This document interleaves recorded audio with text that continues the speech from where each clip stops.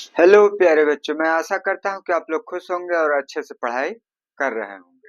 तो आप लोग देखेंगे बिलियन की सांद्रता के प्रकार। बिलियन की सांद्रता को हम मुख्य रूप से 8 प्रकारों में विभाजित करते हैं। मोलरता, मोललता, नॉर्मलता, मोल प्रभाज्य। मोल प्रभाज्य, द्रव्यमान प्रतिशत, द्रव्यमान आयतन प्रतिशत, आयतन प्रतिशत, और उसके बाद अंश प्रति मिलियन, इसको पार्ट्स प्रति मिलियन भी कहते हैं।